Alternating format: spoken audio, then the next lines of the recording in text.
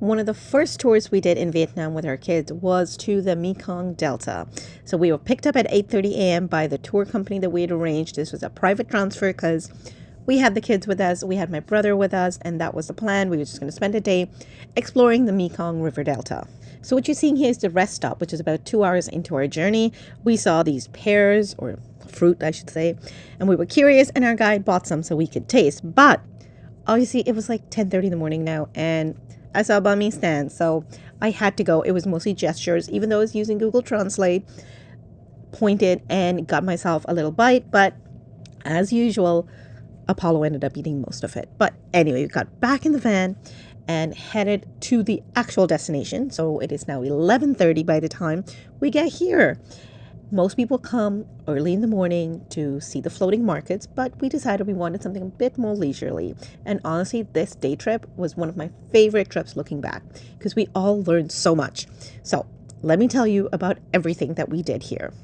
First up, we got in a boat, almost like a water taxi, and it brings us to different places. The first stop was this pottery spot where it was interesting to see how they use the clay to make different pots, but also how they use some of the byproducts in other ways. So they make bricks, they make pots, they use their leftovers as fuel for certain things to fire things up.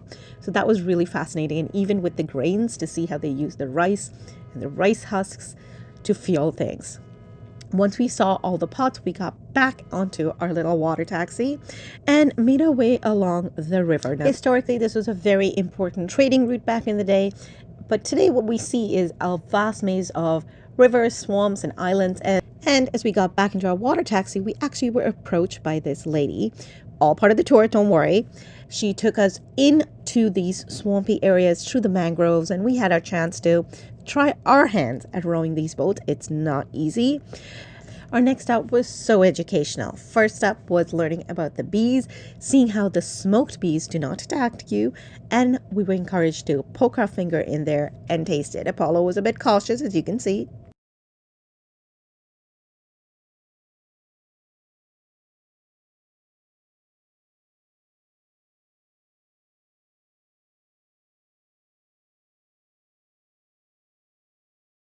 We also got to sample various ways of using the honey and the combs, and some even later on you'll see snakes in there.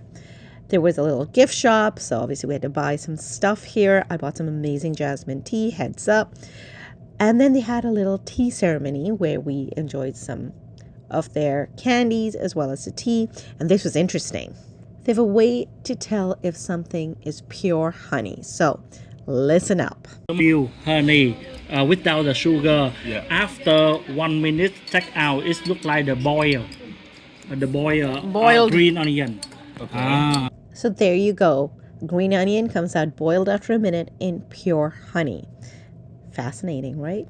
We were given some samples again, and this time we tasted bee larva wine. I wouldn't say I bought a bottle, but hey, I tried it, and that's all that matters, right?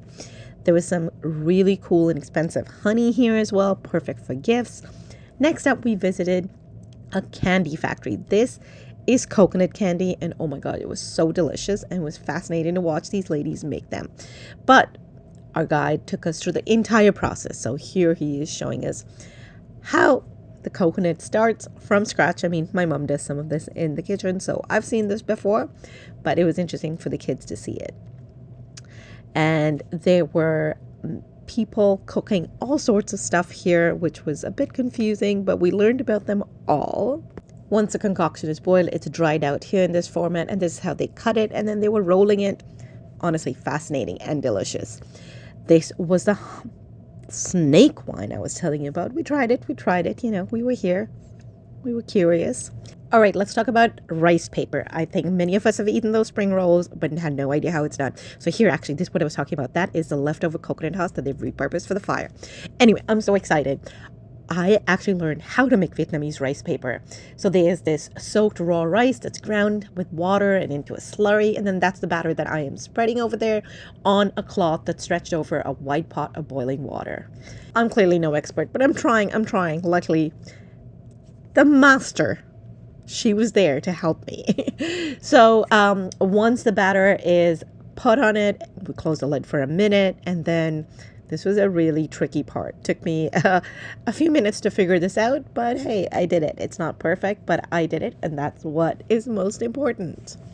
So there was loads of stuff happening in this one stop, as you can see, and we were getting very distracted.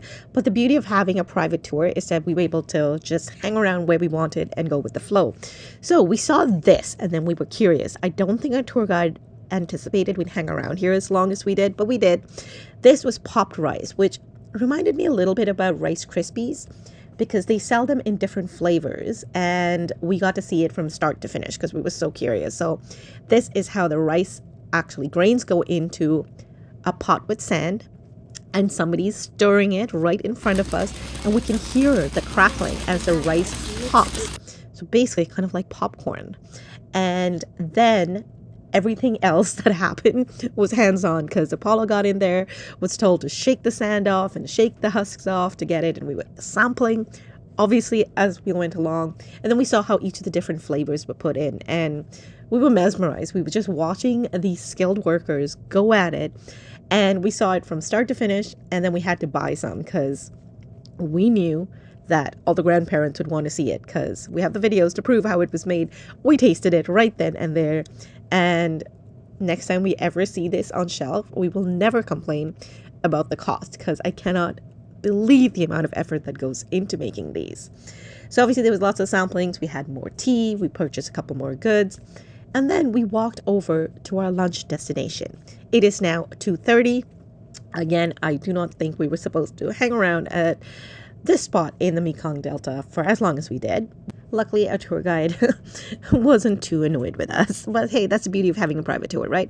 So next up was lunch. This was included in our package deal. This is the Yutrung family lunch spot.